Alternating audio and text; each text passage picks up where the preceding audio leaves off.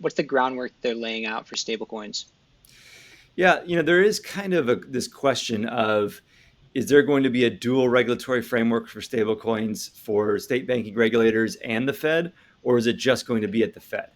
And so, eh, we're a little bit indifferent to that.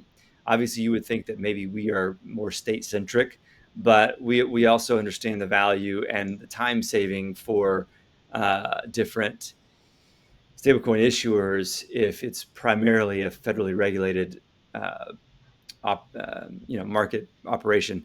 So that is kind of an open question as to what the dollar limit is right now. I think it's 10 billion. If stablecoin is under 10 billion, it's duly regulated and primarily regulated at the state, and then the reverse is if it's over 10 billion. Hmm. I never like these like hard cap 10 billion. I mean, these things should be on a spectrum, right? Because you always get perverse incentives, like with the Dodd-Frank Act, and you have certain thresholds, and banks are like trying to stay under that 100 billion or $50 billion in assets threshold so that they don't get extra regulations. So hopefully we can kind of smooth that out a little bit, but and we've got to get Tether, regulated, right? So the two largest stablecoins globally are Tether and USDC. Both, are doing great things. USDC is obviously US based stablecoin, which we love.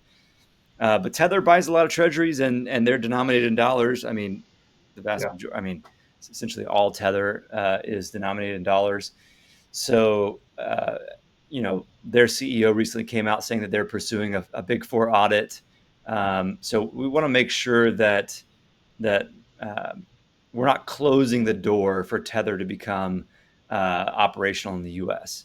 I think that would be unwise. But again, they've got to do some things on their end to make sure that they're regulated at the same level as as Circle USDC is regulated. So no Yeah. shortage of controversy there between the two largest stablecoin issuers.